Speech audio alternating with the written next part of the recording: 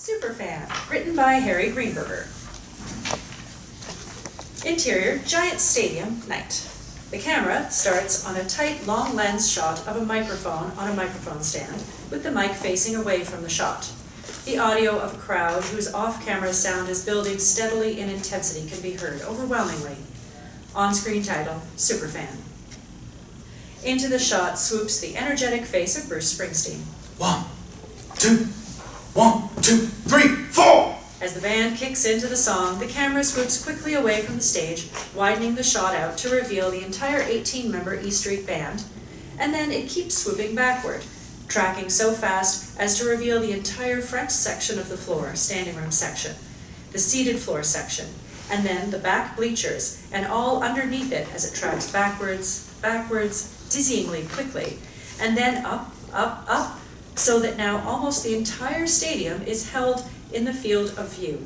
And below and ahead, Bruce is now but a tiny speck in the furthest distance, dwarfed by his own, also now distant diamond vision screen image bookending the stage. And only then, at the last second, the camera pans to reveal next to it Jimmy, vintage, white, classic, born in the USA t-shirt, standing and pumping his fist in the air, in the second to last row, near the ceiling of the venue, with Carmine, right next to him, both scream-singing along with every word, full of sheer joy unrivaled.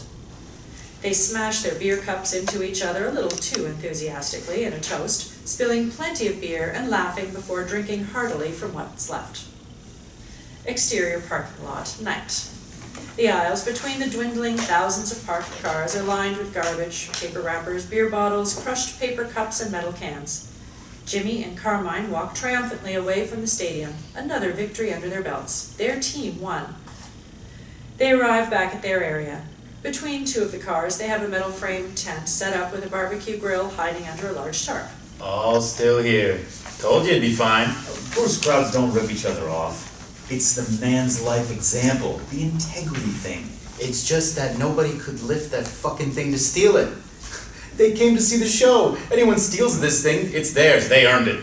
A bootleg t-shirt seller wanders through the shop, full of hope, aggressively presenting the bootleg t-shirt he's trying to sell. Bruce t-shirts, going for $10. Right. Nice Devils and Dust era photo on the shirt from 18 years ago. Wrong tour. We'll see you in a half hour when it'll be 2 for $5. Hey, give me a hand. Before he even starts to ask, Carmine is already helping, this routine down pat by now after years of shows. I gotta go piss next to that Subaru. Noted. I'll be here. Crazy Janey, a skinny 57-year-old Jewish blonde, strolls up, walking away from a group of other 50-somethings. Again with the Bobby Jean. And still no incident or drive all night? I'm over 5 on this leg. You drove all night just to hear it, too. Hysterical. I'm missing work and going broke for this shit? There's rumor of a European leg. How does he expect me to afford that? Bruce moves in mysterious ways. Ours is not to question it. You gotta learn to take what he gives you and then you're thankful for it. Boy, whatever.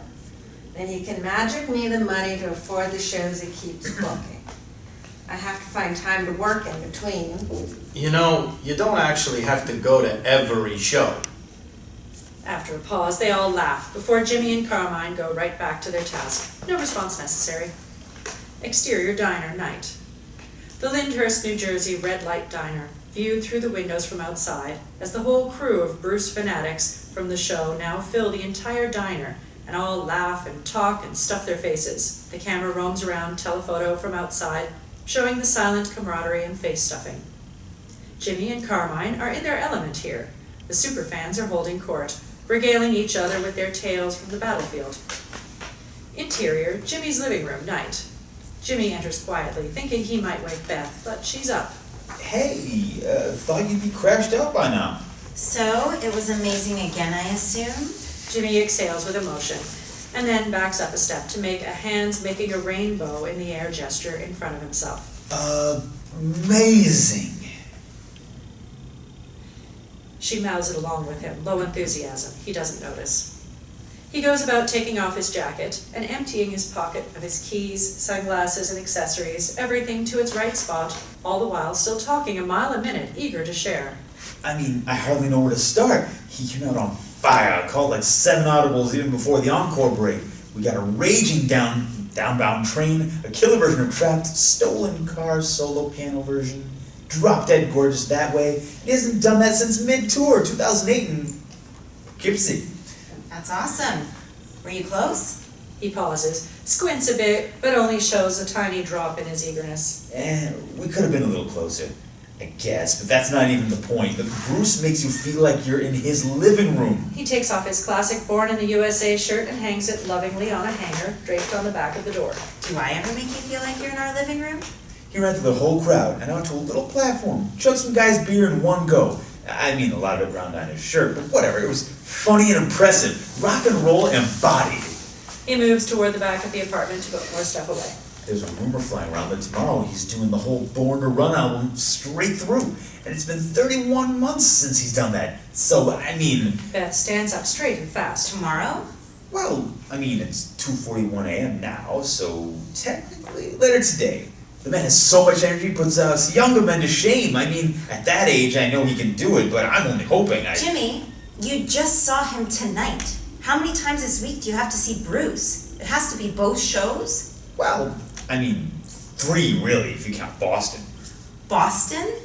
Friday night. You know he always puts on a marathon epic event for Boston, and it's been 28 years to the day since the legendary show at the Orpheum. So the experts thinks he's gonna do Lost in the Flood for the occasion, and that's been... You don't have anything else going on Friday? Nothing you can think of that we might have spoken of? Jimmy thinks hard. Friday night? Friday night, Jimmy. This Friday night. Beth, I gotta say, there's no way I'd have forgotten about Boston and agreed to go anywhere else with you Friday. We both know better than that. I'm sure you wouldn't have forgotten Boston, but you don't remember anything you might have planned to do with me? Jimmy thinks really hard this time.